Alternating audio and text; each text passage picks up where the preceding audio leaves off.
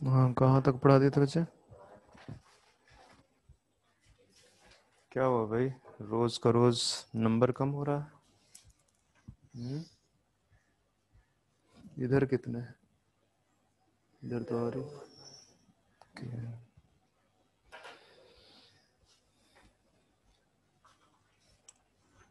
तो हमने साथ ब्रायोफाइट्स फिनिश कर लिया था ना।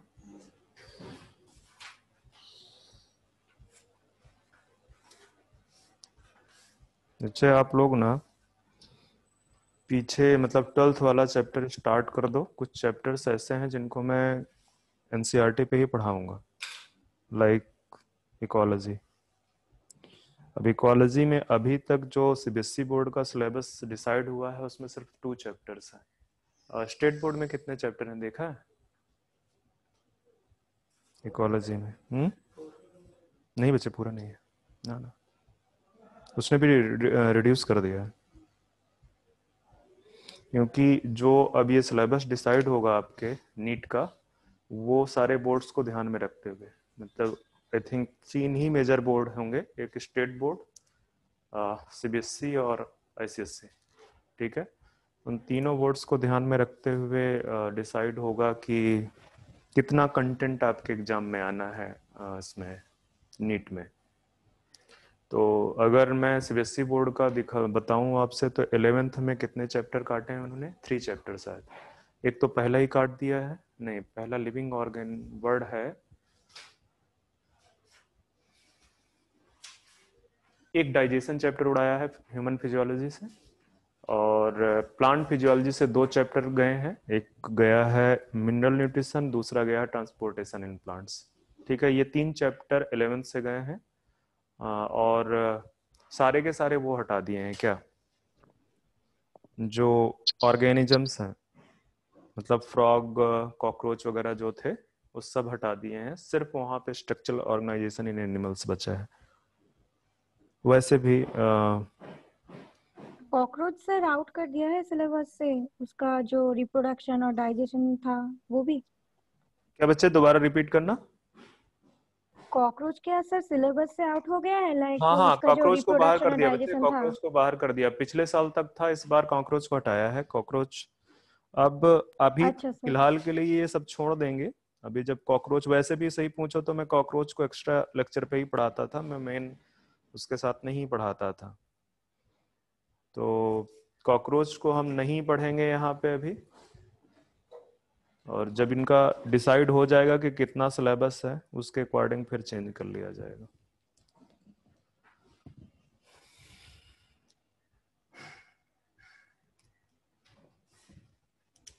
और 11th में और उसमें आपके 12th में एक तो 2 चैप्टर इकोलॉजी के काट दिए हैं। कौन कौन से काटे हैं?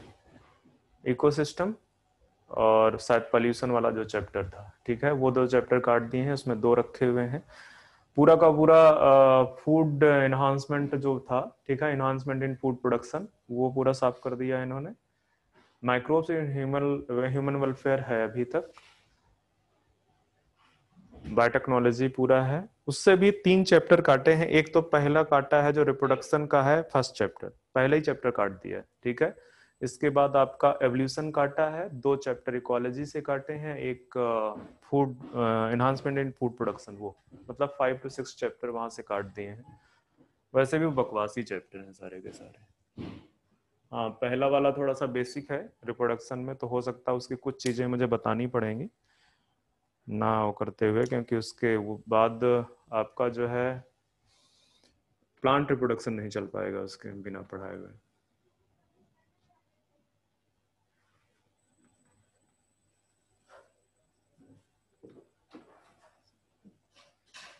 टेरिडोफाइट्स।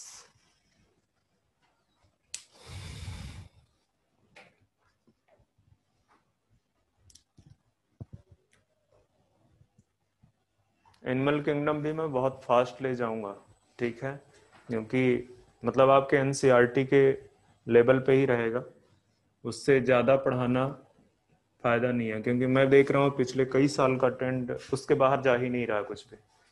जो एनसीईआरटी में है वहीं से आ रहा है, तो ज़्यादा पढ़ने की ज़रूरत नहीं है वहाँ पे।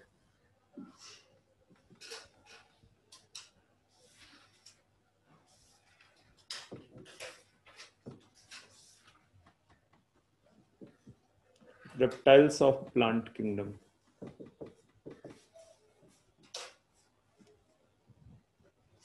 A study of pteridophytes is known as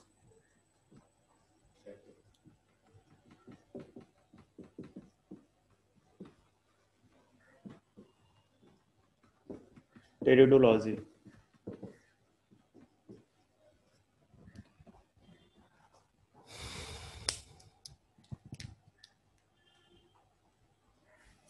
The term pteridophyte was given by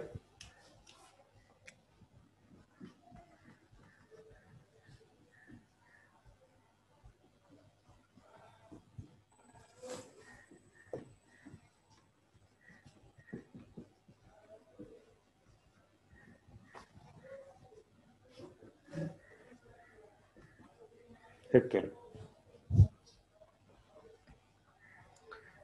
अब अगर टेरिडोफाइट्स के हैबिटाट की बात करें, अब मेन चीज है, ठीक है, हैबिटाट।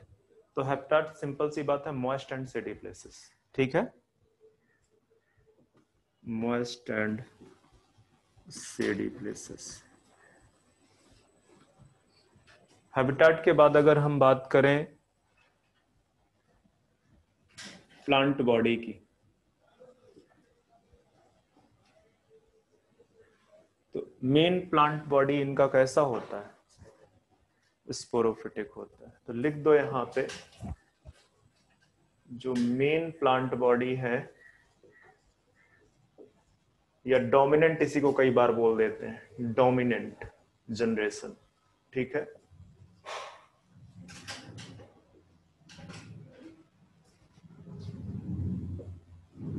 स्पोरोफिटिक, वो स्पोरोफिटिक है। मतलब कैसी है स्पोरोफिटिक का मतलब क्या है, डिप्लॉयड, ठीक है, डिप्लॉयड। बट अगर इसका जो है क्या कहते हैं, थोड़ी सी बात किया जाए, इसकी जो लाइफ साइकिल है या प्लांट है, ये जो है, इस प्लांट में टेरिडोफाइट्स, इसको टेरिडोफाइट ही लिख दो, टेरिडोफाइट्स जो है, दोनों जो जनरेशन है टेरिडोफाइट की, जो दोनों जनरेशन है sporophytic and gametophytic, they are independent with each other. वो एक दूसरे पे डिपेंडेंट नहीं है, एक दूसरे पे डिपेंडेंट नहीं है। तो एक चीज तो ये हो गया, ये इसका मेन प्लांट बॉडी है, but still this gametophytic plant body is autotrophic, independent है, इंडिपेंडेंट फ्रॉम स्पोरोफाइट। स्पोरोफाइट पे डिपेंड नहीं करती। क्यों डिपेंडेंट नहीं है? Because it is autotrophic. बाकी डिटेल मैं आपको बाद में समझा दूंगा। ऑटोट्रोपिक है, इस वजह से वो डिपेंडेंट नहीं है, उसका अपना फूड खुद से प्रिपेयर कर लेती है, ठीक है। और अगर देखा जाए तो इनका एक दूसरे से बहुत ज्यादा रिलेशन नहीं है, दोनों अलग अलग स्ट्रक्चर, दोनों अलग अलग टाइम पे ग्रो करते हैं, ठीक है, अलग अलग टाइम पे ग्रो करते हैं। अब अगर स्पोरोफिटिक प्लांट बॉडी की बात करूंगा मैं, ये जो प्लांट बॉडी है, अभी इसी को लिख लो, ये बेसिकली थैलस है। ये क्या है? आप नीचे ही लिखोगे, ये थैलस है। थैलस का मतलब क्या होता है कि plant body is not differentiated in root, stem and leaves, ठीक है, उसमें डिफरेंशिएटेड नहीं है, थैलस है, ठीक है। और ये जो स्पोरोफिटिक है, ये प्लांट बॉडी जो है, इसकी जो स्पोरोफिटिक की जो प्लांट बॉडी है, is differentiated in root, stem, leaves. आपको रूट, स्टेम एंड लीव्स में डिफरेंशिएटेड दिख जाएगी। जो मेन प्लांट बॉडी है टेरिडोफाइट्स की, that is differentiated in root, stem and leaf. तो यहां तक तो कोई दिक्कत नहीं है। दो जनरेशन है इसमें अपनी, स्पोरोफिटिक जनरेशन है और गैमेटोफिटिक जनरेशन है। Both the generations are quite independent with each other, ठीक है, बिकॉज बोथ जनरेशन आर, क्या है बोथ जनरेशन? ऑटोट्रोपिक। अब इसमें एक और चीज देखने की जरूरत है, कुछ जनरल में या ऐसे इंपॉर्टेंट पॉइंट करके लिख लो।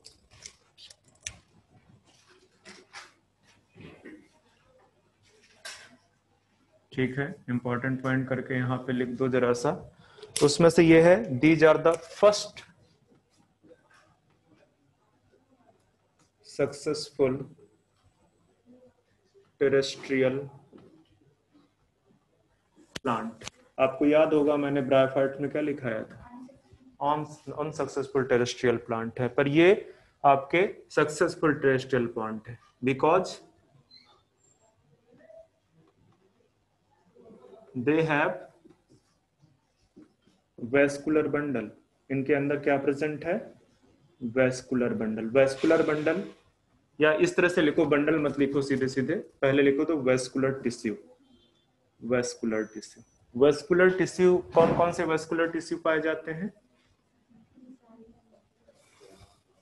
Xylem phloem. Xylem and phloem. मैं इस तरह से क्यों लिखा रहा हूं, ऐसे भी तो लिख सकता था मैं। ठीक है, जाइलम एंड फ्लोएम, बट जो इनका जाइलम एंड फ्लोएम है उसमें कुछ एब्सेंट है। They are not well developed xylem and phloem. क्या एब्सेंट है? जाइलम में सीव ट्यूब एब्सेंट है, सीव ट्यूब एब्सेंट। और जो फ्लोएम है वहां पे क्या एब्सेंट है? Companion cell absent. ठीक है, तो जाइलम में सीव ट्यूब एब्सेंट होगी, कंपेनियन सेल फ्लोएम में एब्सेंट होगी। एक्सेप्शन पता है क्या?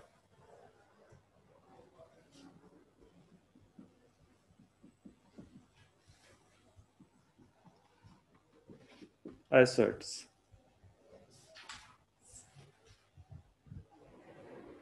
तो ये याद रखना कि चूंकि इनमें वेस्कुलर टिश्यूज प्रेजेंट होते हैं, इसकी वजह से ये सक्सेसफुल टेरेस्ट्रियल प्लांट है, but they still need water for the, या they still need water to complete their life cycle. ठीक है, कौन सा स्टेप में वाटर की रिक्वायरमेंट है उनको? जब फर्टिलाइजेशन के दौरान। ठीक है, क्योंकि जो मेल गैमीट है वो मोटाइल है, फ्लैजिलेटेड है, और उसको एक जगह से दूसरे जगह ट्रेवल करने के लिए जो मीडियम चाहिए वो कौन सा होना चाहिए? वाटर होना चाहिए।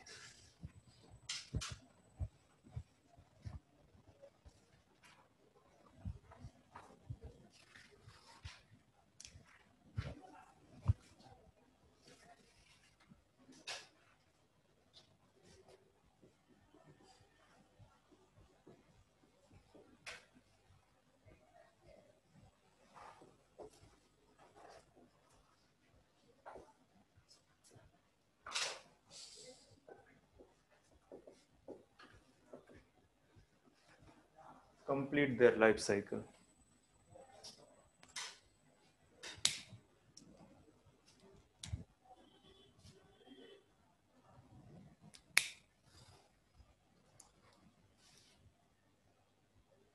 अब वापस से आ जाते हैं प्लांट बॉडी में।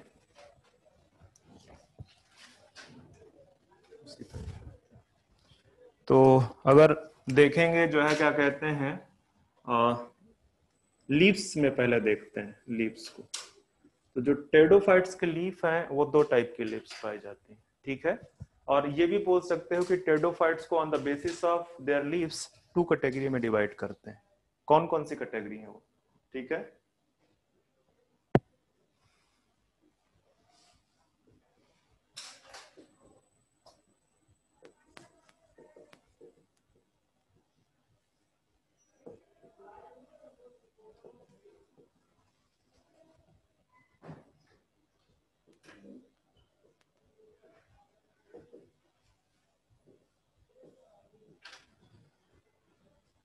एक है माइक्रोफिलस, दूसरे हैं मैक्रोफिलस या मेगाफिलस।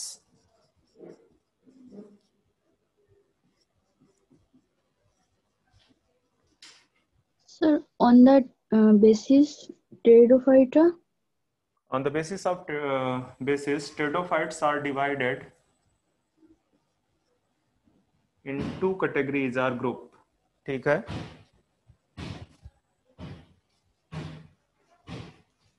मेगाफिलस और मैक्रोफिलस।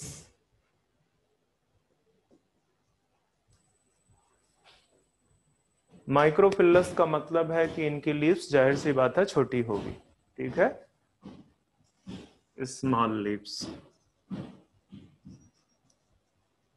On long stem. एग्जाम्पल,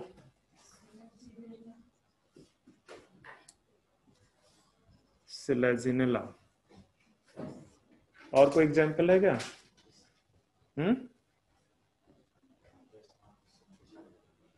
क्या बचे? हाँ वो तो पता है मुझे। और कोई एग्जाम्पल है माइक्रोफिलस का? ढूंढना जाके, मुझे याद नहीं है। आ जाओ मेगा स्पोरोफिल। इसमें क्या है? इसमें लिख दो लार्ज लीव्स विद, क्या लिखोगे नीचे? With small stem. Example, funds. ठीक है, जितने मोस्ट ऑफ द फंड्स जो है इस कैटेगरी में बिलोंग करते हैं, मैक्रोफिलस में। ठीक है, उनका स्टेम जो है बिल्कुल छोटा सा होगा, उसमें जो लीव्स होंगी वो बड़ी बड़ी होंगी, लीव्स होंगी जो बड़ी बड़ी होंगी। ठीक है, तो जो फंड्स हैं लाइक टेरिस, ड्रैप टेरिस, ठीक है, वो सारे के सारे इससे बिलोंग करते हैं।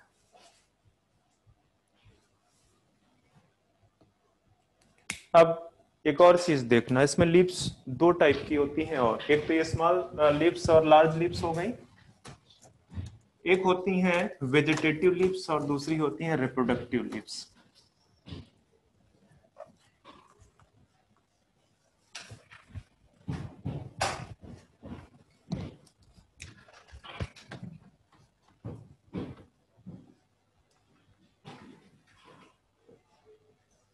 टू टाइप्स के लीव्स यहाँ पे दिखा सकते हैं, एक वेजिटेटिव लीव्स जिनका रिप्रोडक्शन से रिलेशन नहीं है, वेजिटेटिव लीव्स, और दूसरी है रिप्रोडक्टिव लीव्स। अभी जो वेजिटेटिव लीव्स हैं, these are known as trophophylls. इनका नाम क्या है?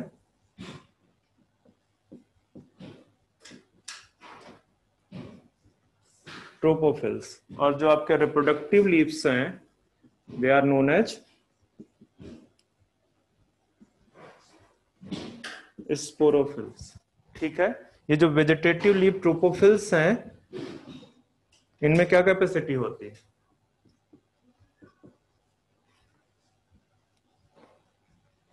फोटोसिंथेटिक होते हैं, फूड प्रिपेयर कर सकते हैं। ठीक है, और ये जो स्पोरोफिल्स हैं, इनके पास में फोटोसिंथेसिस की कैपेसिटी भी होती है और रिप्रोडक्शन भी करती हैं ये। ठीक है, तो ये बेसिकली फोटोसिंथेटिक प्लस रिप्रोडक्टिव दोनों होती है, फोटोसिंथेटिक प्लस रिप्रोडक्टिव दोनों होंगी, रिप्रोडक्टिव स्ट्रक्चर बना सकती हैं। ठीक है, तो ये बिल्कुल क्लियर है। अब अगर आपसे पूछूं कि, चलो एक और चीज बता देता हूं कि कई सारे ग्रुप हैं, कई सारी क्लास हैं बेसिकली प्लांट टेरिडोफाइट्स में, जो पहले ट्रोपोफिल्स होती हैं। ठीक है, और जब रिप्रोडक्टिव मैच्योरिटी हो जाती है तो उसी दौरान ये ट्रोपोफिल किस में कन्वर्ट हो जाती हैं? स्पोरोफिल्स में। ठीक है, ध्यान में रखना। तो कई सारे ऐसे ग्रुप हैं, बट चूंकि आपके लेवल पे बहुत ज्यादा है नहीं, इस तरह से पढ़ोगे तो ज्यादा रिटेन रहेगा। ठीक है, यही चीज पूछेगा आपसे। ठीक है, स्पोरोफिल लीव्स जो है उनमें फोटोसिंथेसिस की भी एबिलिटी है और उसमें रिप्रोडक्टिव स्ट्रक्चर फॉर्म करने की भी एबिलिटी है। ठीक है, जबकि जो ट्रोपोफिल्स हैं, ठीक है, उस समय जब तक मतलब वेजिटेटिव स्ट्रक्चर्स चल रहे हैं, जब तक वेजिटेटिव ग्रोथ आ रही है, तब तक ये फोटोसिंथेटिक रहेंगे सिर्फ। और ये सिर्फ कुछ ग्रुप में है, कुछ ग्रुप में एग्जैक्टली बिल्कुल ऐसे ही है जैसे मैंने बता रखा है। कुछ ग्रुप में क्या होता है, ये ट्रोपोफिल रिप्रोडक्टिव मैच्योरिटी के बाद स्पोरोफिल में कन्वर्ट हो जाती है, वो भी कुछ लीव्स। ठीक है, सारी नहीं, कुछ लीव्स।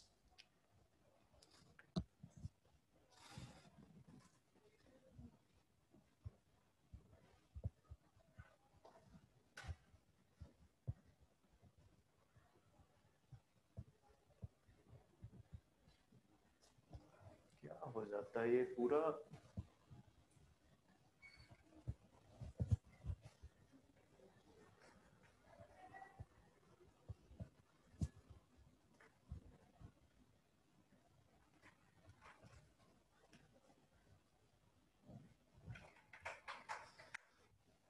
ओके, लीव्स की बात मैंने बता दी। अब थोड़ा सा और चीज लीव्स के ही रिस्पेक्ट में देख लो, या तो रिप्रोडक्टिव स्ट्रक्चर पे देखेंगे चल के।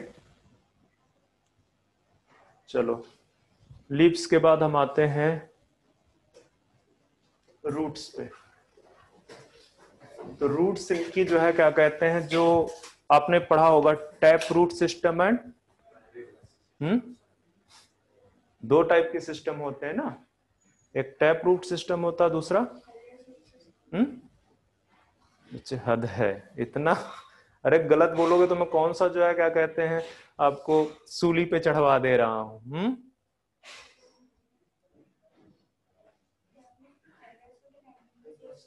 एक तो जो तुम लोग मास्क लगाए हुए हो ना, शायद इस वजह से आवाज जो है वो अंदर। Adventitious root system.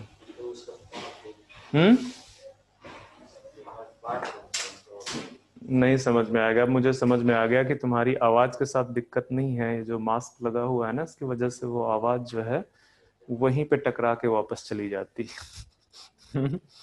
चलो कोई दिक्कत नहीं। तो दो टाइप के रूट सिस्टम होते हैं, टैप रूट है, दूसरा आपका एडवेंटिशियस रूट सिस्टम है। तो जो टैप रूट सिस्टम है उसमें प्राइमरी रूट और सेकेंडरी रूट निकलती हैं। या अगर मैं आपसे बोलूं कि जो प्राइमरी रूट है और एडवेंटिशियस रूट, ठीक है, तो प्राइमरी रूट कहाँ से डेवलप होती है? रेडिकल से। एम्ब्रायो में 3 पार्ट होते हैं ना, कौन कौन से पार्ट होते हैं? प्लीम्यूल, रेडिकल एंड बीच वाले पार्ट को क्या बोलते हैं? एक्सेस जो होती है, ठीक है। तो प्लीम्यूल से जो है पूरा सूट सिस्टम डेवलप होता है और रेडिकल से रूट सिस्टम। तो जो रूट जो है रेडिकल से डेवलप होती है उसको प्राइमरी रूट बोलते हैं, ठीक है। और जो किसी और प्लेस से, मतलब स्टेम से या अदर किसी पार्ट से, लीफ से जो रूट डेवलप होती है उनको क्या बोलते हैं? एडवेंटिशियस रूट, ठीक है। तो जो ये रूट्स हैं इसकी, टेरिडोफाइट्स की, इसमें जो प्राइमरी रूट है that is very short lived, बहुत कम समय के लिए होती है। फिर क्या डेवलप होती हैं? Secondary root. और कहाँ से डेवलप होती हैं? स्टेम से, ठीक है। तो आप बस इतना ही लिख दो कि जो प्राइमरी रूट्स हैं, primary roots are very short lived,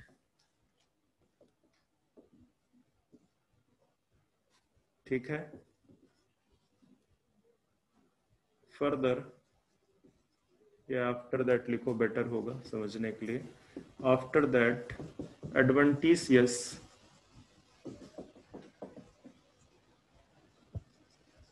roots develop from stem, from stem। Actually ऐसा देखोगे आप सिलेजनेला का अगर प्लांट देखोगे तो सिलेजनेला में इस तरह से लीव्स होती हैं, ठीक है। ये बीच वाला जो बनाया मैंने ये क्या है? स्टेम है।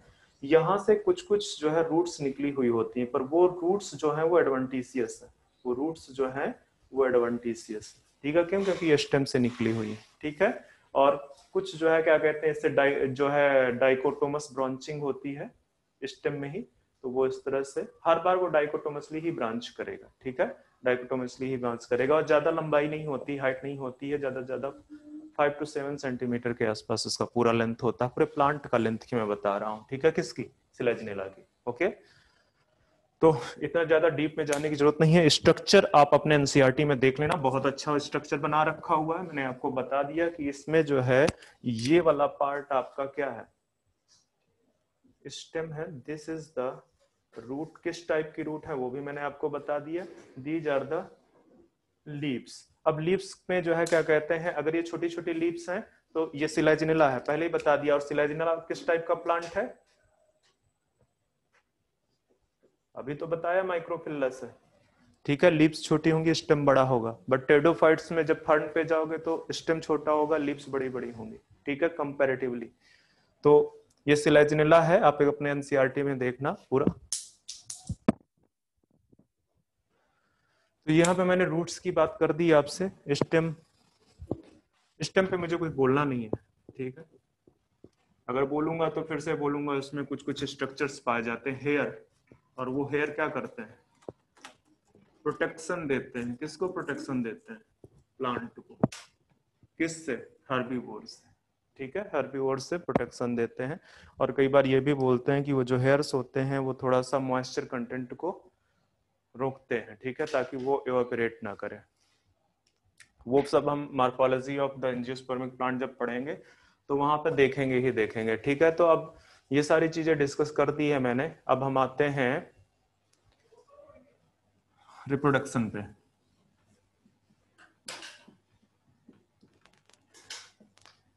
जस्ट एक मिनट रुकना, मैं देखता हूँ कोई पार्ट मिसिंग तो नहीं है।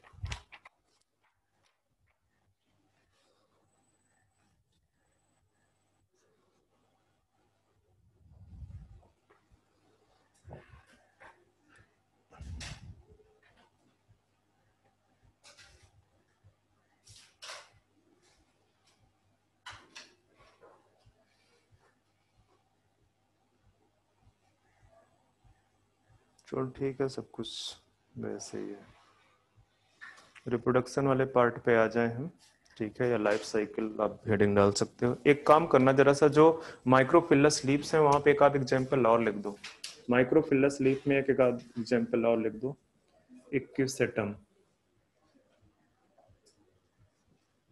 और एक और एग्जाम्पल लिख दो यहाँ पे,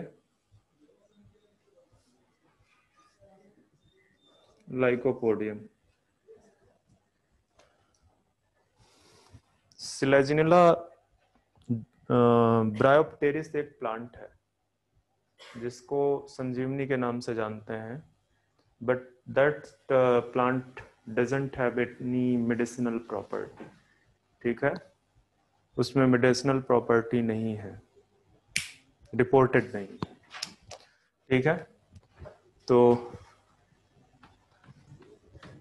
रिप्रोडक्शन पे आएंगे तो सबसे पहले हम रिप्रोडक्टिव स्ट्रक्चर की बात करते हैं।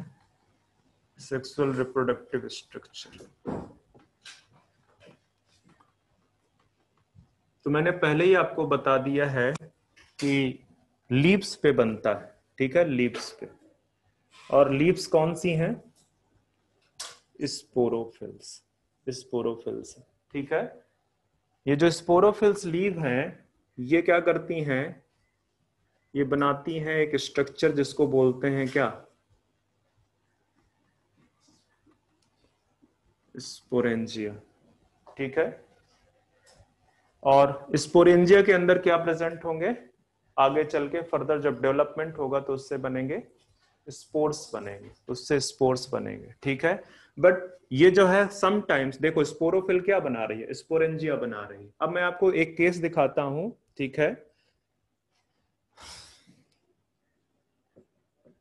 समटाइम्स, ठीक है, समटाइम्स या मोस्ट ऑफ द टाइम्स, जो भी बोलना हो, स्पोरोफिल्स एग्रीगेट विथ, किसके साथ एग्रीगेट कर जाती है?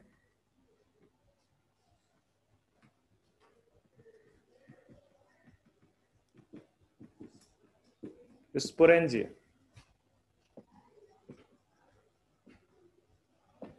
and form a structure known as strobili, known as strobili or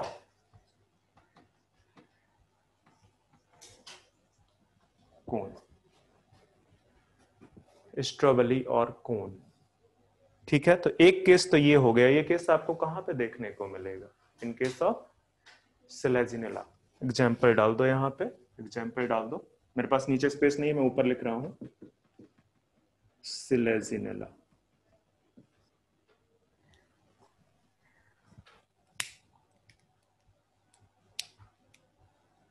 हालांकि मैं आपको एक चीज बाद में बताऊंगा, सिलेजिनेला स्पेसिफिक है ब्रायोफाइट्स में, वो सारी चीजें मैं डिस्कस करूंगा। अभी आप बस डाल दो।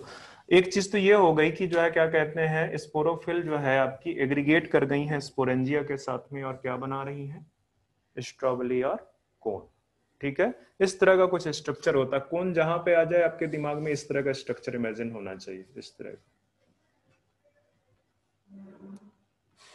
ठीक है। और ये जो स्पोरोफिल्स हैं, ये जो स्पोरोफिल्स हैं, चूंकि स्पोरेंजिया जो है बना रही हैं, तो ये कहां पे प्रेजेंट होंगी स्पोरोफिल्स? ये स्टेम है, ये स्टेम है, और स्टेम के चारों तरफ इस तरह से स्पोरोफिल्स अरेंज्ड होती हैं, इस तरह से, ठीक है, इस तरह से। ठीक है, तो यही स्ट्रक्चर आपके क्या बनाएंगे, स्पोरेंजिया, यही स्ट्रक्चर स्पोरेंजिया बनाएंगे। अगर पिक्चर देखोगे तो आपको यहाँ जो ये जो बीच वाला पार्ट है, यहाँ पे आपको स्पोरेंजिया दिखेगा, यहाँ पे आपको स्पोरेंजिया दिखेगा, ठीक है, स्पोरेंजिया। और ये सब ग्रुप बना लेती हैं कई सारे। एक्चुअली क्या है कि एक स्पोरोफिल में कई सारे स्पोरेंजिया बॉन्ड कर लेती है वो, और इसकी वजह से वो एग्रीगेशन हो जाता है पूरी तरह से, और वो एग्रीगेटेड स्ट्रक्चर पूरा का पूरा कैसा दिखने लगता है, स्ट्रॉबेरी और कोन की तरह, ठीक है।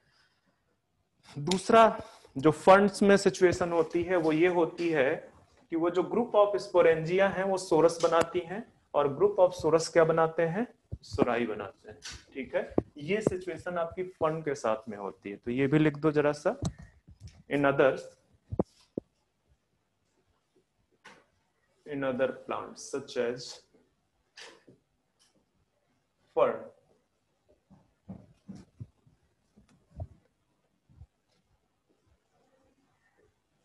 group of sporangia form sorus and group of sorus form सोराई। ध्यान में रखना, तो ये किसके केस में है, फर्न के केस में। ये आपको चीज फर्न में देखने को मिलेगी।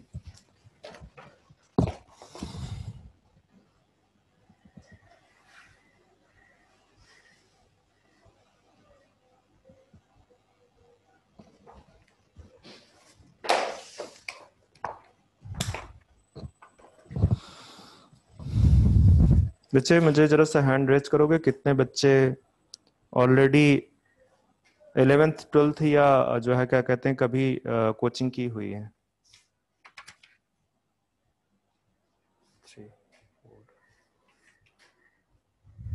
बच्चे ऑनलाइन आप जितने भी पढ़ रहे हो कितने हो इस समय, 16।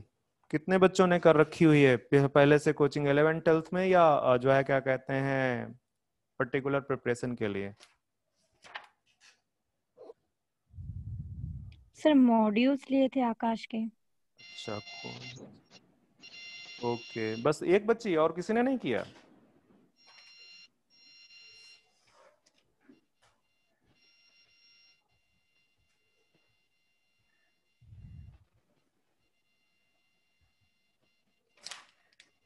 ठीक है, मेजर चीजें बता दी है मैंने, बाकी लाइफ साइकिल में बताऊंगा मैं आपको।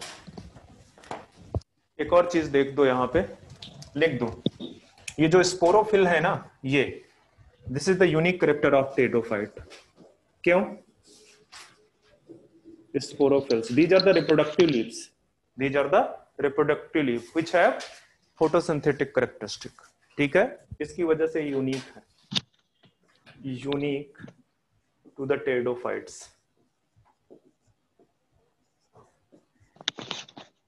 Because these are reproductive leaves and also have photosynthetic characteristic, या also लिख दो, also are photosynthetic।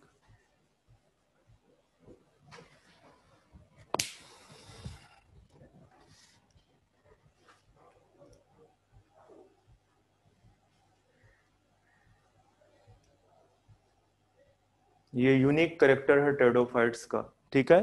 टेडोफाइट्स का एक यूनिक करेक्टर और भी है कि both gametophytic generation and sporophytic generation are independent with each other, ठीक है।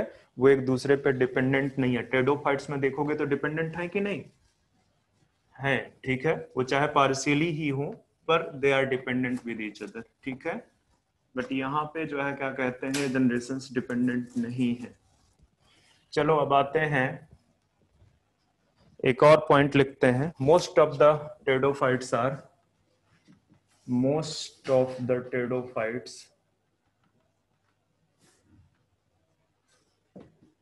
क्या लिख दूं,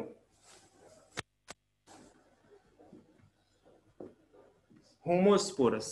होमोस्पोरस का मतलब स्पोर्स जो है बायोफाइट्स में डिस्कस किया इस पॉइंट को मैंने, स्पोर्स एक ही जैसे होंगे, ठीक है, डिफरेंशिएशन नहीं होगा। एक्सेप्शन, ठीक है, जहां पे हेट्रोस्पोरस जो है, या इस तरह से लिख लो,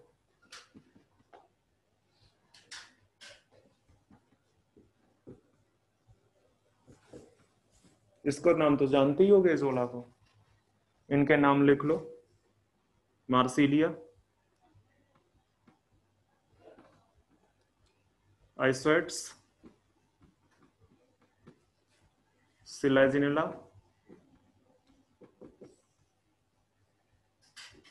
सेल्विनिया। ये मिस एजोला जो है ये क्या है, दे आर हेटेरोस्पोरस। मतलब कहने का क्या है कि इनमें दो टाइप के स्पोर बनते हैं, एक माइक्रोस्पोर, दूसरा आई फॉर क्या लिखा है? क्या बच्चे? I for आइसोएट्स, ISO। अच्छा इतना क्या हो जाता है,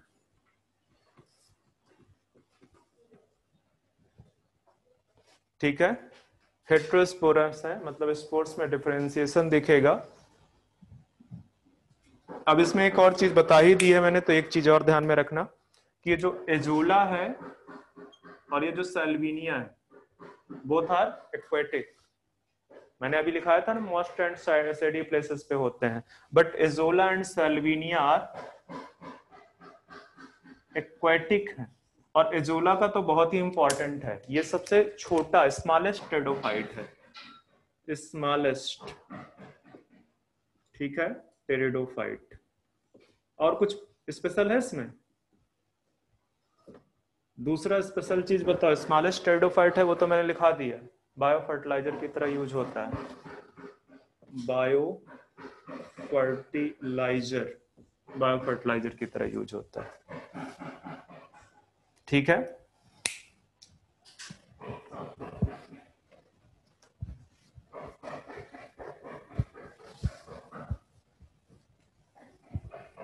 सर हमने एजोला और सेल्विनिया क्या कहा? बायो बेटा स्मॉलेस्ट क्या, एजोला एक्वेटिक है बेटा, एक्वेटिक, ये भी एक्वेटिक है वैसे, कहां गया, Marsilea, this is also aquatic, ठीक है। सेल्विनिया, एजोला, मार्सिलिया, अगर देखना है तो आप लिख सकते हो यहां पे, चलो छोड़ दो, इतना ही बहुत है। क्या दिख नहीं रहा है क्या, क्या दिक्कत है? अच्छा दिख तो रहा है, अच्छा पेंट हो रहा है।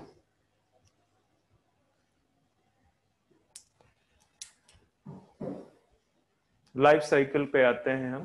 पहले ही मैंने बता दिया था कि दोनों जनरेशन क्वाइट इंडिपेंडेंट है, ठीक है। तो यहाँ पे आप जो मेन प्लांट बॉडी है वो क्या है, स्पोरोफिटिक है, स्पोरोफाइट। ये कैसा है, डिप्लॉयड है, ठीक है। अब ये जो आपका स्पोरोफाइट है ये क्या बनाएगा, क्या बनाएगा बताओ? मैं अगर आपसे बोलूं कि मैं सिलाजिनेला की बात कर रहा हूं, या सिलाजिनेला नहीं बात कर रहा हूं, कोई भी स्फेनोप्सिडा, लाइकोप्सिडा या साइलोप्सिडा के मेंबर्स हैं, क्या लिख दूं यहाँ पे?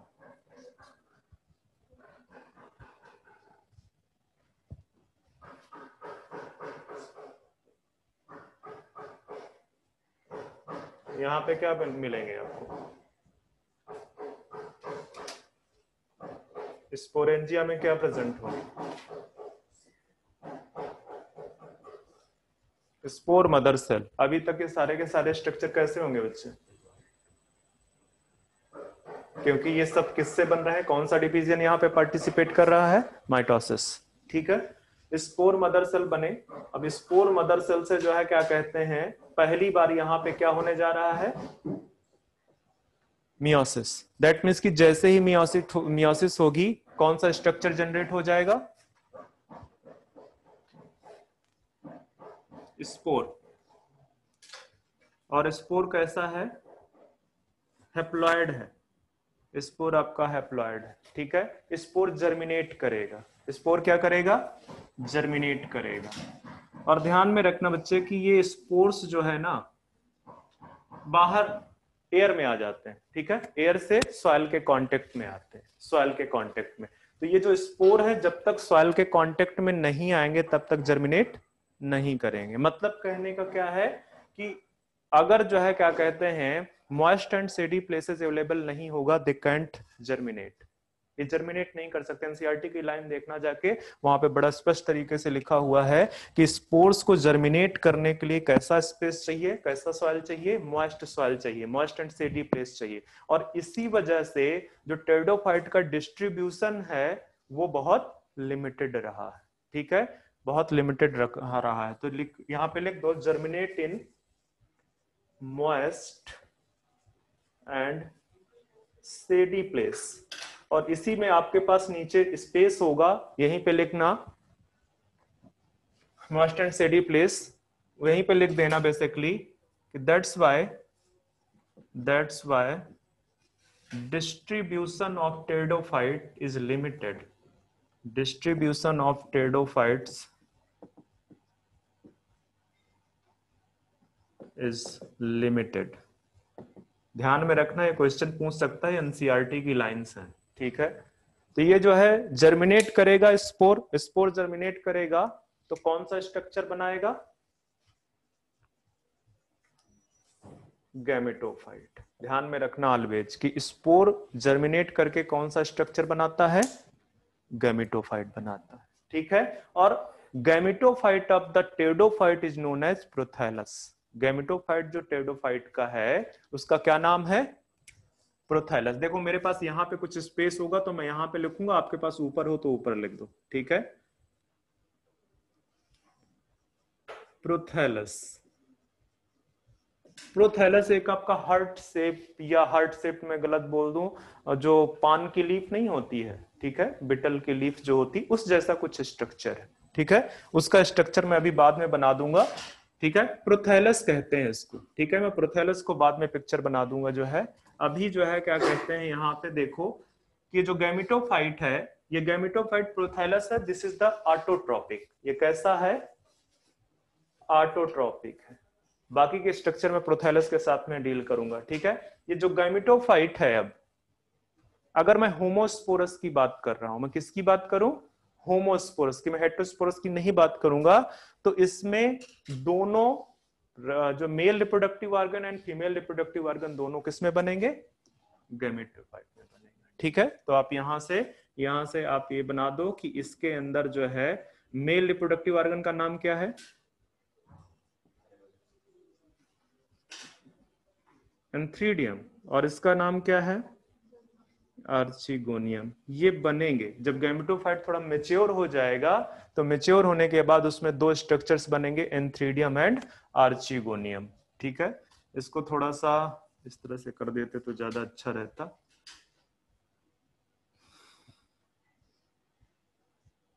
इसको ऊपर लिख लो, एंथ्रीडियम, एंथ्रीडियम। अब ये जो आर्चिगोनियम है, ये जो आर्चिगोनियम है आपका, इससे क्या प्रोड्यूस होंगे, एग सेल, फीमेल गैमेट बनेगा। और इससे क्या प्रोड्यूस होगा, मेल गैमेट, जिसका नाम क्या है,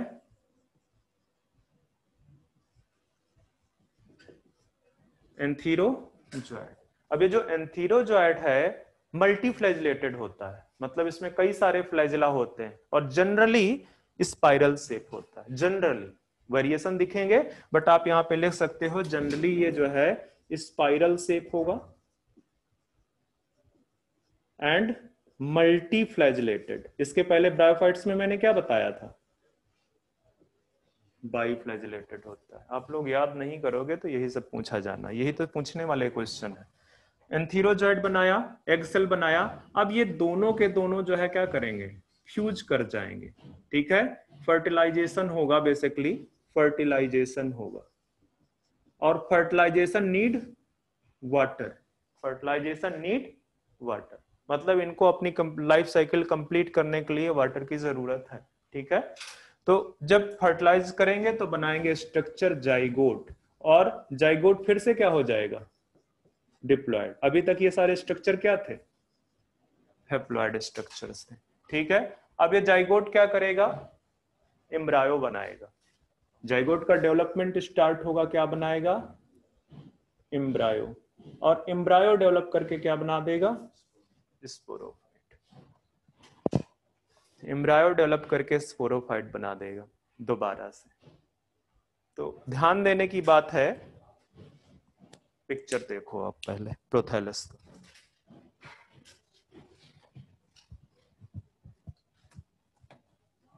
कोई कंफ्यूजन तो नहीं है इसकी लाइफ साइकिल में?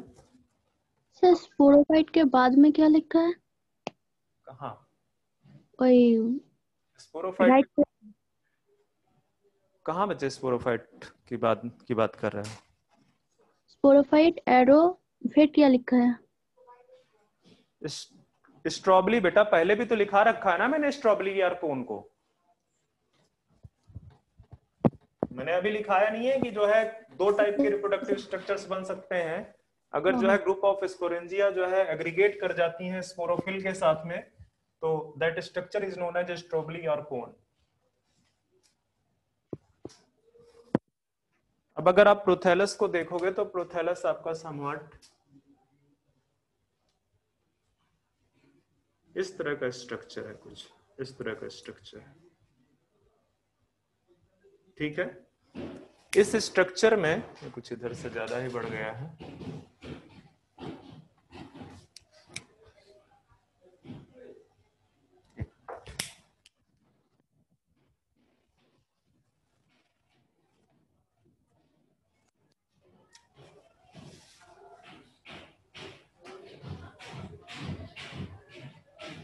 ये है कुछ, ठीक है। बाकी जो है क्या कहते हैं, यहां से राइजोइड्स निकले हुए होते हैं, ठीक है। मैंने आपको पहले ही बता दिया है कि ये जो प्रोथैलस है, अच्छा नहीं बताया, चलो ठीक है, ये जो प्रोथैलस है आपका, ये थैलस लाइक स्ट्रक्चर है, मतलब गैमेटोफाइट आपका इसका डिफरेंशिएट नहीं होता है रूट स्टेम लीफ में, थैलस स्ट्रक्चर है, ठीक है। साथ में ये आपका ऑटोट्रॉपिक है, मतलब कैसा होगा, अगर ऑटोट्रॉपिक है तो ग्रीन होगा, ठीक है। यहीं पे लिख दो green multicellular, green multicellular thalloid structure है, ऑटोट्रॉपिक है, ठीक है। ये जो स्ट्रक्चर आपको दिख रहे हैं, these are the rhizoids, these are the rhizoids, ठीक है। अब ये राइजोइड्स में ये जो ऊपर की तरफ दिख रही है, this is the apical notch, apical notch. कई बार आपके एग्जाम में पिक्चर पूछता है, ठीक है, तो ध्यान रखना, this is the apical notch. आपको यहां पे कुछ रिप्रोडक्टिव स्ट्रक्चर दिखेंगे और कुछ रिप्रोडक्टिव स्ट्रक्चर यहां पे आपको दिखेंगे, यहां पे दिखेंगे। बताओ क्या होंगे यार, कौन से रिप्रोडक्टिव स्ट्रक्चर होंगे?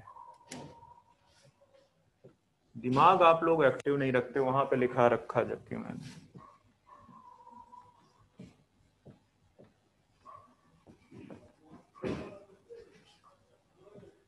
आर्चिगोनिया बच्चे दिख रहा है, रेड रेड पेन दिख रहा है आप लोगों को? एंथ्रीडिया लिखा है ऊपर की तरफ, आर्चिगोनिया उसके नीचे लिखा हुआ है, ठीक है। ये प्रोफेलस है जिसका बीटल लीफ टाइप का स्ट्रक्चर है कुछ कुछ, ठीक है। नीचे की तरफ राइजोइड्स हैं, ये पूरा थैलस है उसका, ये पूरा थैलस है, ठीक है, थैलस है। तो ये कहां पे ग्रो करता है, मॉइस्ट एंड सेडी प्लेसेस पे, ठीक है। मॉइस्ट सॉइल चाहिए इसको ग्रो करने के लिए। अब देखो यहां पे ये एंथ्रीडिया है, ठीक है। ये एंथ्रीडिया से क्या निकलेगा, एंथ्रीडिया से क्या निकलेगा, एंथीरोजॉइड। एंथीरोजॉइड कहां पे जाएंगे, ये फ्लास्क शेप स्ट्रक्चर है, इस तरह का फ्लास्क शेप स्ट्रक्चर होता है, पहले भी डिस्कस कर चुका हूं, ठीक है। इस तरह से फ्लास्क शेप स्ट्रक्चर, एक यहां पे बैठी हुई है, ठीक है। तो यहां से जो एंथीरोजॉइड जाएगा वो कीमोटैक्टिक अट्रैक्टेंट होगा, कीमोटैक्टिक मूवमेंट होगा, केमिकल से अट्रैक्ट होगा, वो नीचे चला जाएगा, इसके साथ फ्यूज करेगा, ठीक है। मतलब कि जो बेसिकली फ्यूजन हो रहा है वो कहां पे हो रहा है, इस गैमेटोफाइट पे ही हो रहा है, क्योंकि आर्चिगोनिया कहां पे प्रेजेंट है, गैमेटोफाइट पे प्रेजेंट है, ठीक है।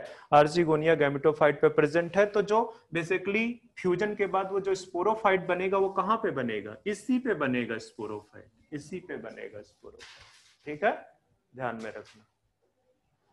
दूसरा एक और चीज अभी बताता हूं, ये तो सिंपल सा लाइफ साइकिल था, ये तो सिंपल सा लाइफ साइकिल था, ठीक है। ये मियोसिस कहाँ पे होती है इसको बहुत अच्छे से ध्यान में रखना, ठीक है। बाकी सारा डिवीजन माइटोसिस वाला है, वो चाहे हैप्लॉइड स्ट्रक्चर है चाहे डिप्लॉइड स्ट्रक्चर है। प्लांट एक ऐसे ऑर्गेनिजम्स हैं जहां पे माइटोसिस हैप्लॉइड एंड डिप्लॉइड दोनों स्ट्रक्चर्स पे होती है, ठीक है। मियोसिस तो ऑलवेज कहां पे होगी, डिप्लॉइड पे, पर जो माइटोसिस है वो हैप्लॉइड एंड डिप्लॉइड दोनों पे होती है। और यही एक रीजन है जिसकी वजह से प्लांट्स में दो इंडिपेंडेंट जनरेशंस प्रेजेंट है, gametophytic and sporophytic generation. NCERT के पॉइंट बता रहा हूं, कुछ बाहर का नहीं बता रहा हूं, ठीक है।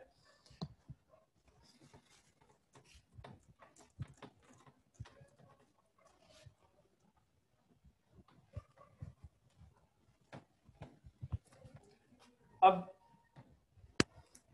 स्लेजिनेलम सॉरी टेरिडोफाइट्स में कोई सीड टाइप का स्ट्रक्चर नहीं बन रहा था अभी तक। कोई सीड टाइप का स्ट्रक्चर मैंने दिखाया, मैंने सीधे एम्ब्रायो दिखाया, एम्ब्रायो से स्पोरोफाइट को दिखाया हुआ, ठीक है।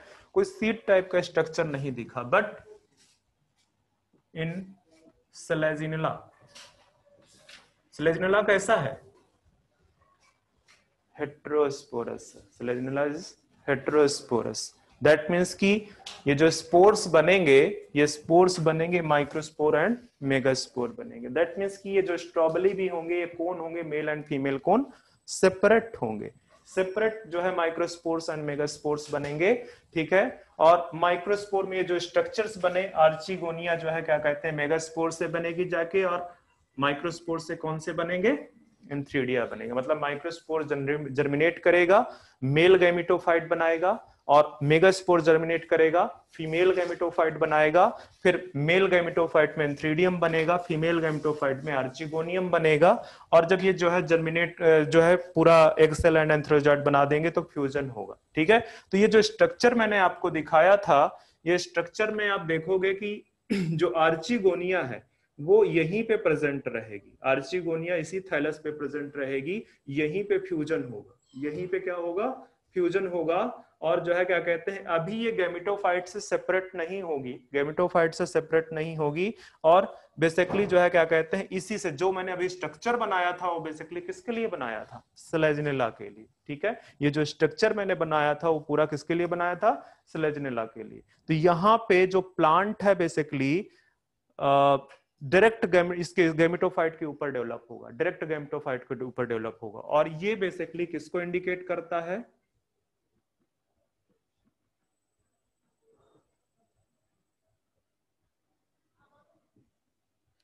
सीड हैबिट, ठीक है। और उसके लिए क्या जरूरी है,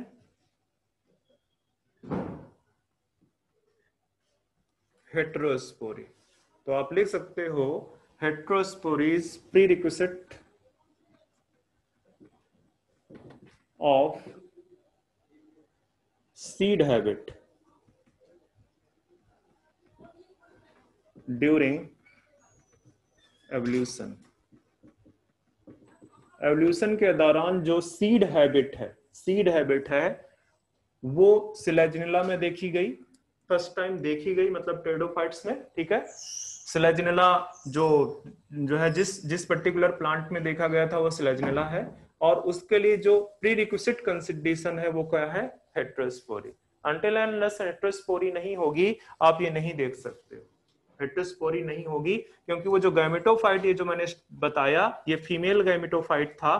फीमेल गैमेटोफाइट के अंदर जो आर्चिगोनिया थी वो बेसिकली जो है क्या कहते हैं, यहां से अभी सेपरेट नहीं हो रही है, गैमेटोफाइट से सेपरेट नहीं हो रही है, वहीं पे फ्यूजन हो रहा है, वहीं पे जाइगोट एम्ब्रायो बन रहा है, एम्ब्रायो जर्मिनेट कर रहा है, या बोलो एम्ब्रायो पूरा का पूरा स्पोरोफाइट में कन्वर्ट हो रहा है, स्पोरोफाइट में कन्वर्ट हो रहा है, ठीक है। तो ये कंडीशन आपको जो है क्या कहते हैं दिखेगी वहां पे। तो ये क्वेश्चन पूछा जा सकता है, क्योंकि ये किसका पार्ट है, किसका पार्ट है, एनसीईआरटी का, ठीक है। कि स्लेजिनेला में सबसे पहले seed evolution of seed habit देखी गई है, या आपसे हो सकता है स्लेजिनेला का नाम ना ले, इसका नाम ना ले, सीधे बोले टेरिडोफाइट, टेरिडोफाइट, ठीक है। ये भी पूछ सकता है, इस तरह से भी बोल सकता है। तो कितना टाइम बचा बच्चे, 12:39, थोड़ी देर के लिए रेस्ट लेंगे, इसके बाद आगे बढ़ेंगे।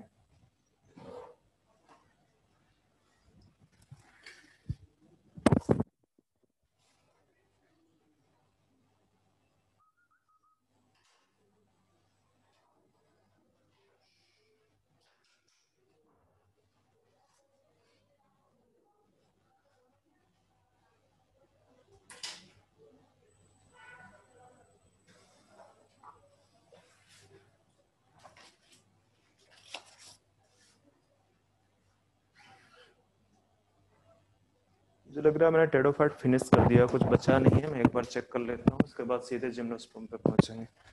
हैबिटाट देखना, हैबिटाट में कुछ बहुत ज्यादा नहीं है। सेडी प्लेसेस, मस्ट एंड सेडी प्लेसेस चाहिए। ये गैमेटोफाइट पे ध्यान रखना, इस पे क्वेश्चन पूछे गए हैं प्रोथैलस पे, ठीक है। एक तो उसका नाम है, दूसरा वो ऑटोट्रोपिक है, उसमें राइजोइड्स प्रेजेंट होते हैं, तो उसको मतलब वो पार्सली डिपेंडेंट भी नहीं है कि स्पोरोफाइट पे, ठीक है, पार्सली भी स्पोरोफाइट पे डिपेंडेंट नहीं है।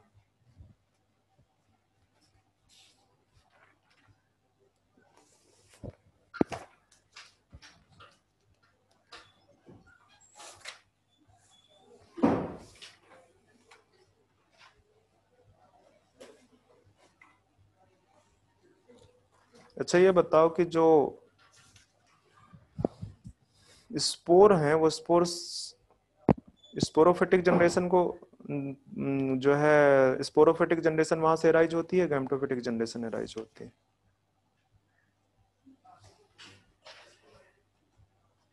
बताओ। स्पोर्स, हाँ, गैमेटोफिटिक जनरेशन। और गैमीट से क्या बनती है?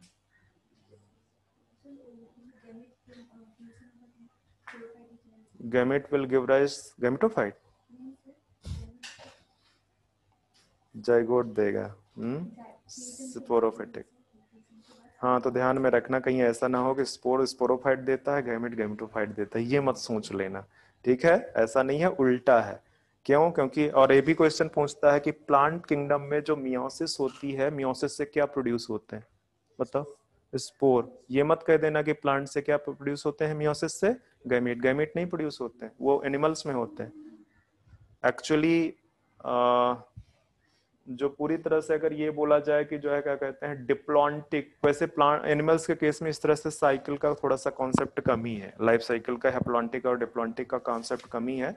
वहां पे डायरेक्ट जो गैमीट का फॉर्मेशन है वो मियोसिस से होता है। हालांकि हैप्लॉइड जनरेशन वहां पे भी प्रेजेंट होती है, बट वो शायद कितना है, एक ही सेल है, एक ही सेल है ना हैप्लॉइड जनरेशन के लिए, ठीक है, तो इसलिए उसको कंसीडर नहीं करते हैं।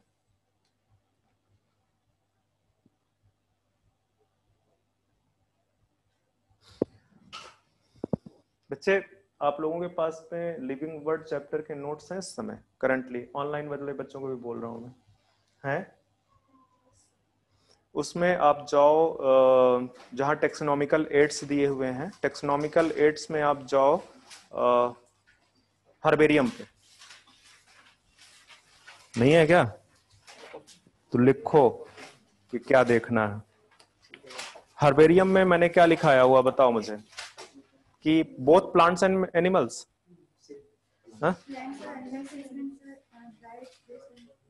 बोथ प्लांट्स एंड एनिमल लिखा है, काट दो animal, only plants, only plants. मैं बहुत दिन से सोच रहा हूँ इसको करेक्ट करने के लिए दिमाग से, एक्चुअली मैं जल्दी में था तो लिख गया। हाँ तब तो प्लांट्स ही लिखाया था उस दिन, एक्चुअली मुझे ज्यादा खत्म करना था और टारगेट सेट कर दिया, तो फिर टारगेट जब सेट हो जाता तो दिमाग में लिखते समय समझ नहीं आता है। उसमें सिर्फ प्लांट्स हैं आपके। हर्बेरियम आपका प्लांट्स के लिए है, और जो और ये जो आपके वो हैं म्यूजियम, म्यूजियम में बोथ मिल जाएंगे आपको, प्लांट्स और एनिमल्स दोनों मिल जाएंगे।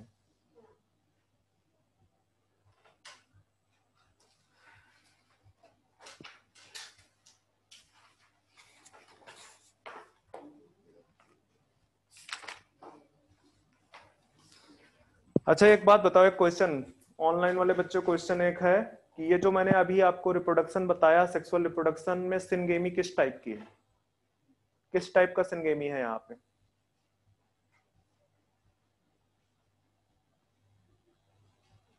बच्चे सिनगेमी किस टाइप की है यहाँ पे? क्या सारे लोग सुन नहीं रहे हो मेरी बात को? एनाइसोगामी। भाई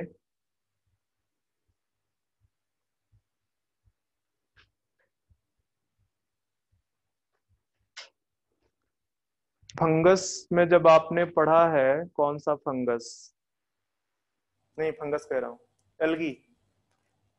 एल्गी में मैंने बोला था कि जो रेड एल्गी हैं, रेड एल्गी में जो है क्या कहते हैं, जो सिनगेमी है, किस टाइप का सिनगेमी है? oogamous, ठीक है, with post fertilization development. That is the most advanced type of syngamy. And after algae जो भी syngamy आप पढ़ोगे वो सारी oogamous ही है. That means कि यहाँ पे किस टाइप का है syngamy? लिख लो कि जो syngamy है pteridophytes में oogamous है. किस जिंदगी में जीते हो आप लोग, मुझे तो समझ नहीं आता है.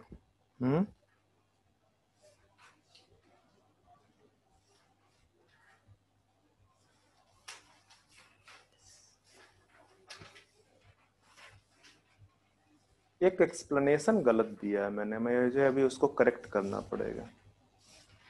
That's why I took some rest.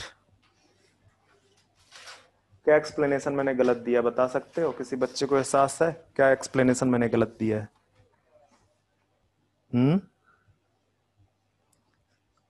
अरे खुली छूट है, बताओ कौन सा एक्सप्लेनेशन मैंने गलत दिया है.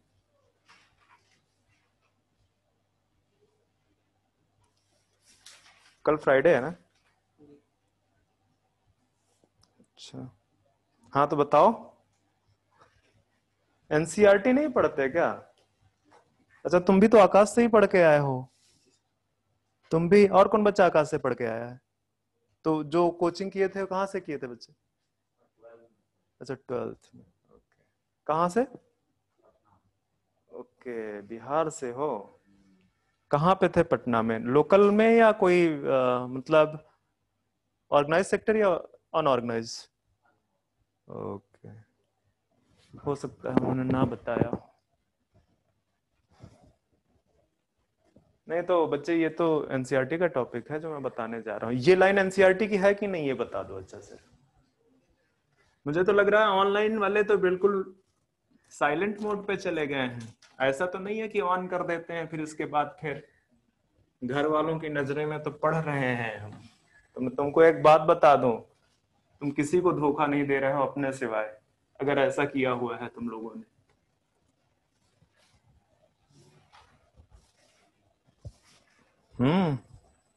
जब छोटे होते हैं. अच्छा ये बताओ, घर में छोटे होने पे पिटाई किस किस की हुई है पढ़ने के लिए? अच्छा, हुई है. सिटी में भी पिटाई हो जाती है पढ़ने के लिए? अच्छा, बहुत बुरा लगता है ना? लगता है कि नहीं लगता है? नहीं लगता? अरे तेजी बोलो, तुम लड़की थोड़ी हो, कम से कम तुम तो तेजी बोलो. कभी नहीं हुआ? अरे मैं उसकी बात नहीं कर रहा हूँ, मैं 6th 7th 8th 5th तक की बात कर रहा हूँ. लगता होगा क्यों मार रहे हैं हमको. जब देखे पीट डालते हैं. किस क्लास से हॉस्टल में हो? 3 से? कौन सी जगह पे पढ़े हो? अच्छा,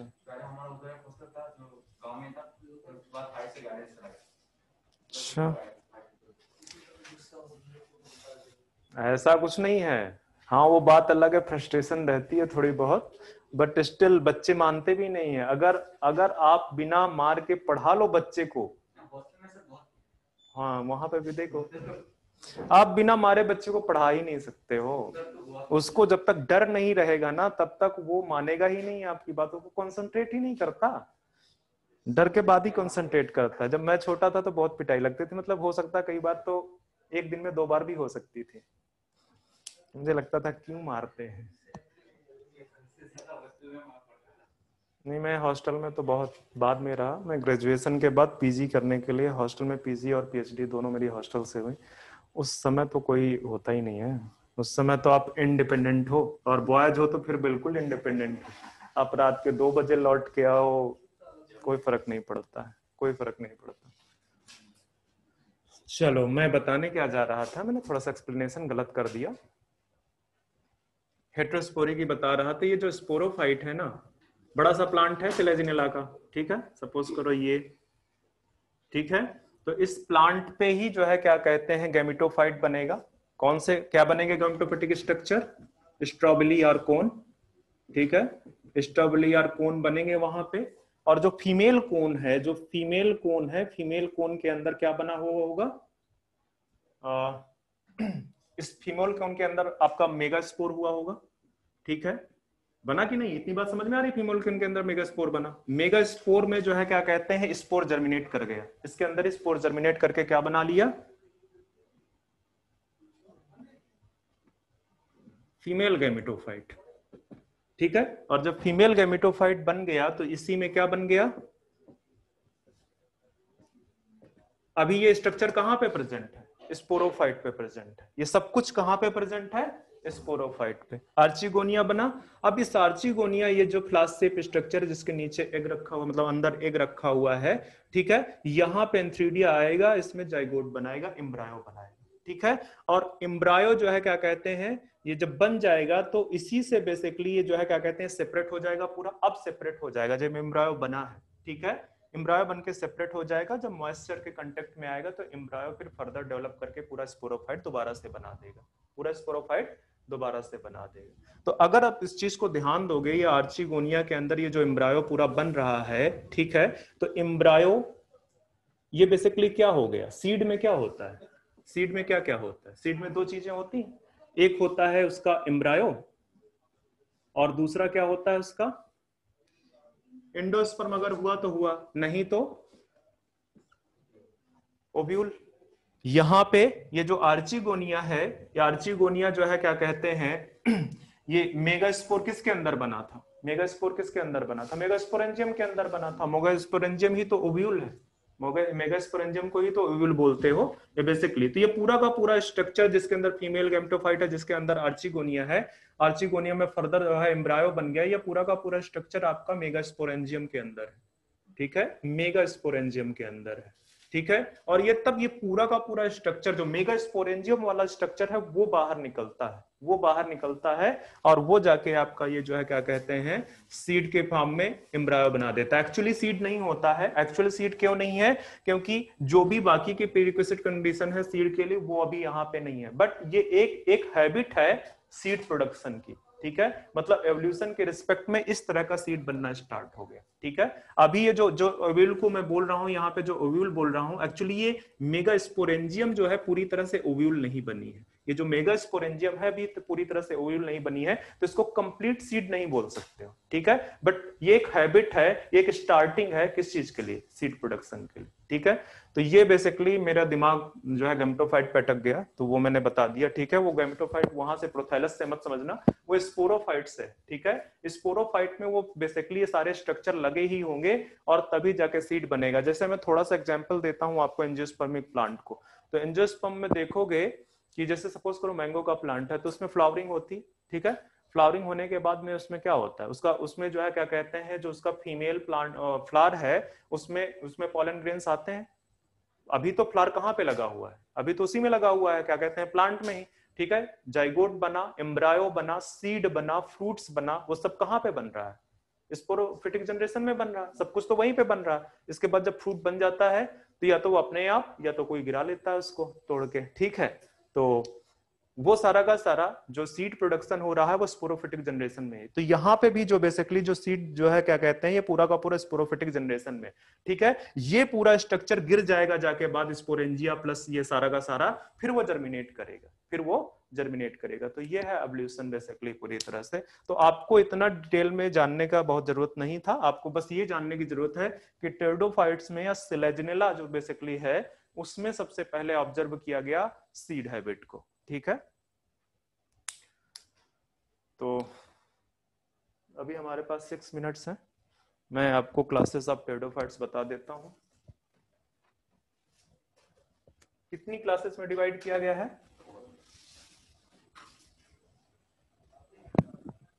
मैं इससे काफी दुखी हूं, आधा कंसंट्रेशन तो मेरा ये खराब किए हुए होता है, साफ ही नहीं होता है। चलो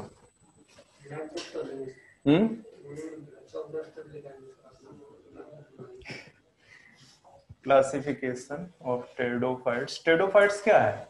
ये जो टेरिडोफाइट है क्या है? क्या करोगे तुम लोग लाइफ में?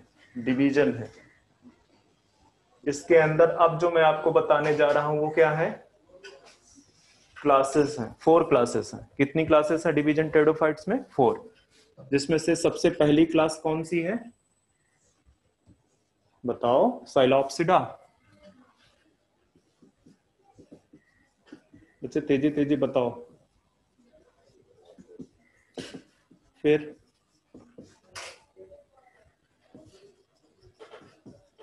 स्फिनोप्सिडा, फिर टेरोप्सिडा। तो ये तो आपसे नहीं पूछेगा, पूछेगा क्या? एग्जाम्पल, इसमें 2 एग्जाम्पल बताऊंगा मैं। राइनिया, दोनों बहुत इंपॉर्टेंट है। दूसरा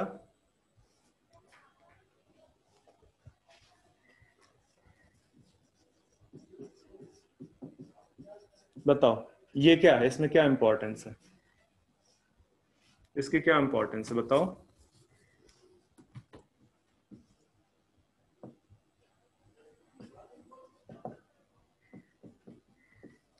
फॉसिल प्लांट है। और ये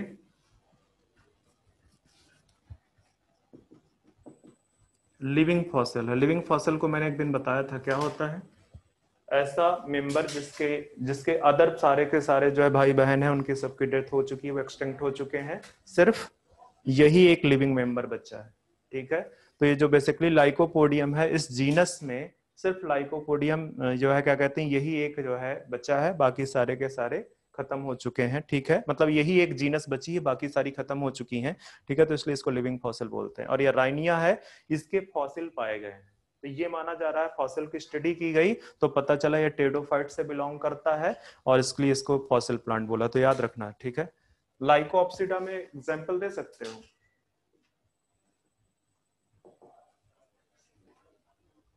सिलेजिनेला। और कोई बता सकते हो? छोड़ दो। इसका एग्जांपल दे सकते हो? चेक कर लेना एक बार। टेरोप्सिडा, इसका एग्जांपल बता सकते हो? फंस, मैं एक बार चेक करके आपको बता देता हूँ। फंस में आपको टेरिस, ड्रायोप्टेरिस,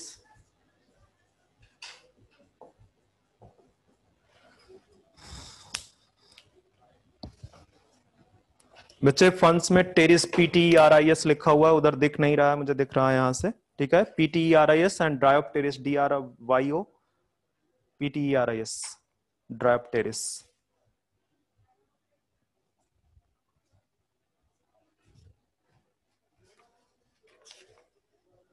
सिलेजनेला का पिक्चर बना है, एक्विसिटम का पिक्चर बना है आपके उसमें, फर्न का बना हुआ है, एंड सेल्विनिया का बना है कि नहीं? तो आप लोग जो है पिक्चर जरूर देखना किस तरह से है। सर वो लाइकोपोडियम लाइकोप्सिडा में। जस्ट मिनट बच्चे, 1 मिनट रुकना, जस्ट 1 मिनट। हाँ सही कह रहे हो। This is the Psilotum, this is Psilotum. Examples मुझे बहुत याद नहीं रहते हैं। This is lycopodium, this is lycopodium, बाकी सही है सर। एक और चीज बता देता हूं, चूंकि अब मैं आगे पढ़ाऊंगा नहीं। एक्विसिटम में जो इसका एपिथेलियम होता है बाहर से, या एपिडर्मिस बोल लो, इसका जो एपिडर्मिस है बाहर का, उस एपिडर्मिस में कुछ प्रेजेंट होता है। क्या प्रेजेंट होता है? सिलिका। ठीक है, सिलिका प्रेजेंट होता है। मैं पूरा लिख देता हूं, सिलिका प्रेजेंट होता है। ठीक है, तो ये जो सिलिका है आपको पता है ये बहुत हार्ड होता है। रॉक्स में क्या प्रेजेंट होता है? सिलिका प्रेजेंट होता है। ठीक है, तो इसकी हार्डनेस की वजह से कई बार ये जो टेरिडोफाइट्स है ना, इनमें अगर फ्रिक्शन हो तो आग लग जाती है। तो कई बार जो फॉरेस्ट है, फॉरेस्ट में जो आग लगती है, वो फ्रिक्शन, जब 2 प्लांट्स के जो 2 स्टेम के बीच में फ्रिक्शन होता है तो उससे आग लगती है। ठीक है, आप स्पेशली देखोगे जो हिली एरियाज में जो फॉरेस्ट है, वहां पे कई बार देखते होगे कि वहां पे आग लगी हुई है, उसको कोई लगाता नहीं है। वो चूंकि फ्रिक्शन होता है ना उसमें समर डेज पे, ठीक है, तो फ्रिक्शन की वजह से उनका जो स्टेम है वो बड़ा हार्ड होता है, ग्रिटी सा, और उसकी वजह से वो जो है आग लग जाती है अपने आप। ठीक है, गर्मियों के टाइम में। तो ये बेसिकली याद रखना कि जो इसका एपिडर्मिस है, ठीक है, एपिडर्मिस एक्विसिटम का, वहां पे सिलिका पाया जाता है। और भी आपके जैसे दूब ग्रास है, जो भी जो क्रंची सा नहीं होता है, क्रंची सा स्टेम, उस क्रंची स्टेम में शेयर साट आपको सिलिका मिलेगा। ठीक है, जैसे दूब ग्रास आपने देखी है, कितने बच्चों ने दूब ग्रास देखी है? दूब ग्रास नहीं देखी? मैदान में जाओ किसी में जिसमें वो पतला पतला सा वो होता है, ठीक है, वो रेंगती हुई होती है, किसी भी आप उस पे चल जाना पार्क में, ठीक है, थोड़ा सा बड़ा वाला पार्क हो जहाँ पे ग्रासेस ग्रो कर रही हो, ज्यादातर जो ग्रासेस होती है जिसकी मैट टाइप बनी रही होती है ना, वो दूब ग्रास होती है। ठीक है, दूब ग्रास के बारे में बाद में भी बताऊंगा कि उसमें कुछ कुछ इस तरह से रूट्स निकली हुई होती हैं, इस तरह से रूट्स निकली हुई होती हैं। ठीक है, ये क्रीपिंग जो है क्या कहते हैं प्लांट होते हैं, क्रीपिंग प्लांट, तो वो सारे डिस्कस करेंगे। आज के दिन इतना ही टेरिडोफाइट्स में, मुझे नहीं लगता टेरिडोफाइट्स में कुछ और बताना है मुझे। कुछ इंपॉर्टेंट पॉइंट्स हैं, जैसे उसके एंथेरोजॉइट्स जो होते हैं उसके बारे में क्वेश्चन पूछता है, वो जो रिप्रोडक्टिव स्ट्रक्चर बन रहे हैं स्ट्रॉबेरी एंड सोराई, उसके बारे में क्वेश्चन पूछता है। प्रोथेलस से बहुत क्वेश्चन पूछता है, और उसका जो जैसे लिखा हुआ है वहां पे कि जो कंप्लीट लाइफ साइकिल को कंप्लीट करने के लिए उनको क्या रिक्वायरमेंट होती है, वाटर की रिक्वायरमेंट होती है, तो वो भी, ये सारे कुछ हैं जिनको आपको बिल्कुल पता होना चाहिए। ठीक है, तो बाकी एनसीईआरटी देखना, वो एनसीईआरटी का मैंने सारा कुछ करा दिया है, और जितना मुझे ऊपर का चीजें लगता है कि एनसीईआरटी के बियॉन्ड जा सकता है वो भी मैंने यहाँ पे कवर कर लिया है। ठीक है, ये एग्जाम्पल्स जो लिखे हैं, ये साइलॉप्सिडा, लाइकोप्सिडा, ये एग्जाम्पल्स बहुत ही इंपॉर्टेंट पार्ट है। वैसे भी जहां पे भी आपको एग्जाम्पल्स दिखेगा वो सबसे इंपॉर्टेंट पार्ट है। ठीक है, तो ध्यान में रखना। कुछ एग्जाम्पल को अब कंफ्यूजन के अलावा तरीका कंफ्यूजन को हटाने का यही है कि आप मैक्सिमम टाइम उसको रिवीजन करो, मैक्सिमम टाइम, क्योंकि मैं आपको बार बार बोलता हूं कि आप जो है ना, आपके पास में कितना क्वेश्चन है, 90 क्वेश्चन, तो 90 आउट ऑफ 90 करके क्या करोगे, कौन सा तीर मार लोगे? वो जो 90 आउट ऑफ 90 करके आए हैं ना दोनों टॉपर, उनसे दोबारा पेपर दे दो, 90 नहीं कर पाएंगे, सिंपल सी बात है। ठीक है, क्योंकि ये तुक्का है एक टाइप का, लग गया तो लग गया, क्योंकि हर एक पेपर में कुछ क्वेश्चंस ऐसे बनाए जाते हैं जो कंफ्यूजिंग होते हैं, तो आपको 90 तो करना ही नहीं है। अगर आप जो है क्या कहते हैं, एक अभी इस बार पेपर बहुत इजी आ गया था, और अगर मॉडरेट पेपर में आप इतना क्वेश्चन करते हो दैट इज गुड। ठीक है, इतने के मार्क्स अगर आपको मिल जाते हैं 80 के, तो 320 मार्क्स, और इतना मैं बता रहा हूं कि आपकी एनसीईआरटी में और मेरे नोट्स में आपको इतना क्वेश्चन आराम से मिल जाएगा 85।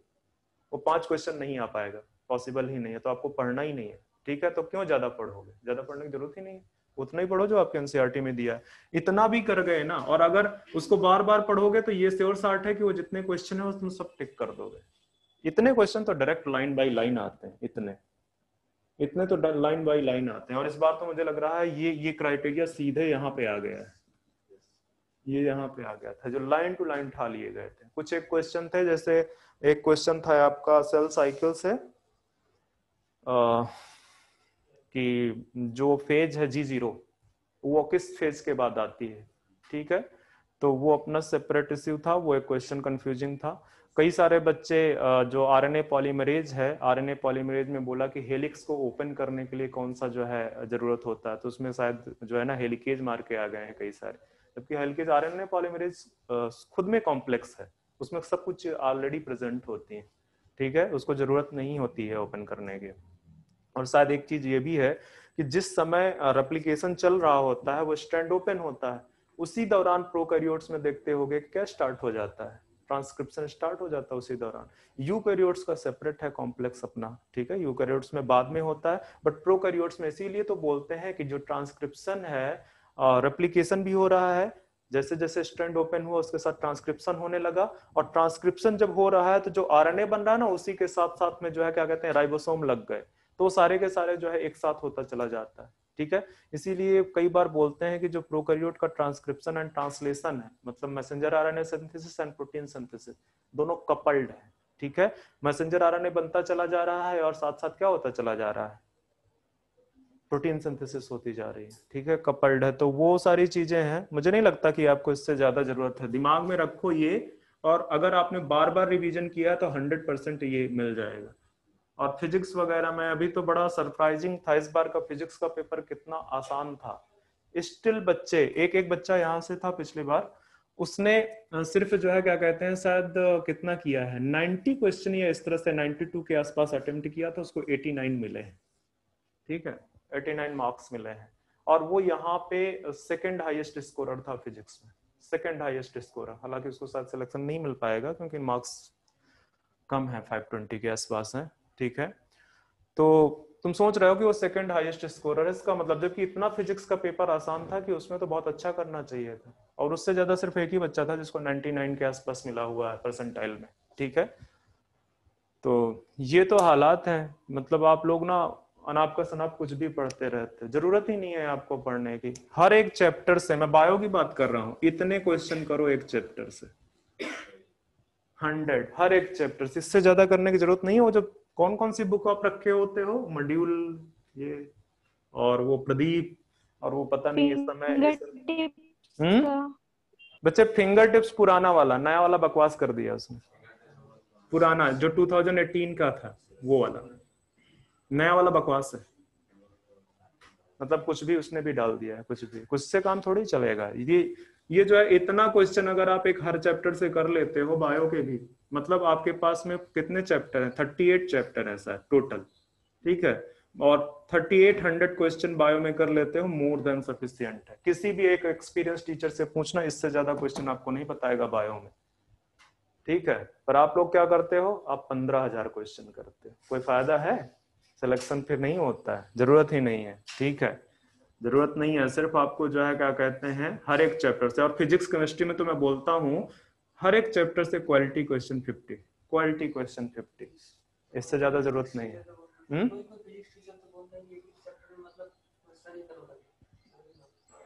थ्योरी, बच्चे थ्योरी अगर वो बोलता है कि सिर्फ क्वेश्चन करते रहो तो कल के फार्मूले भूल जाओगे आप, और अगर फार्मूले भूले तो साफ हो जाओगे। तो सबसे ज्यादा इंपॉर्टेंट टाइम क्या है कि आपको फार्मूले मेमोराइज करने में देना चाहिए।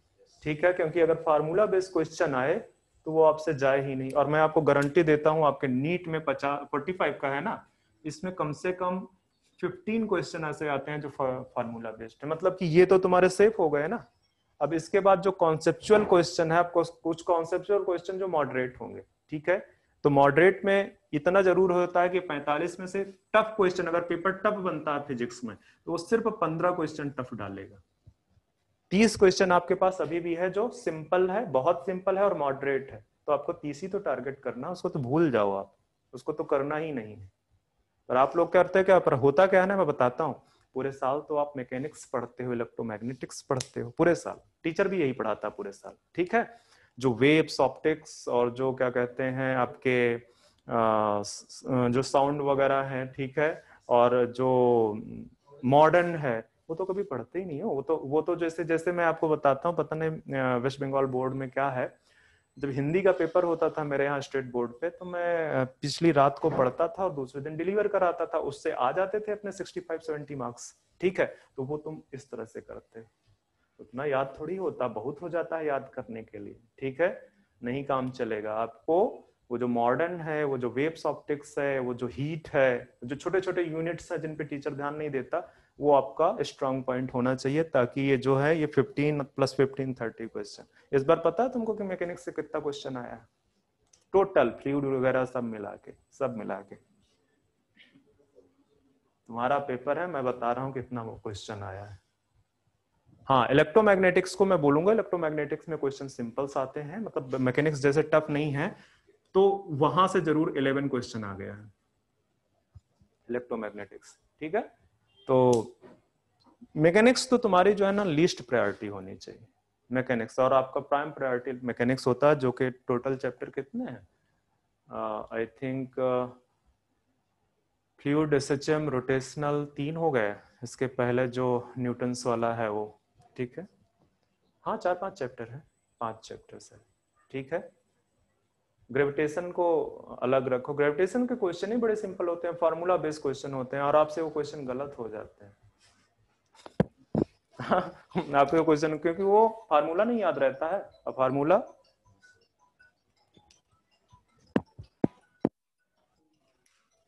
चलो बहुत हो गया।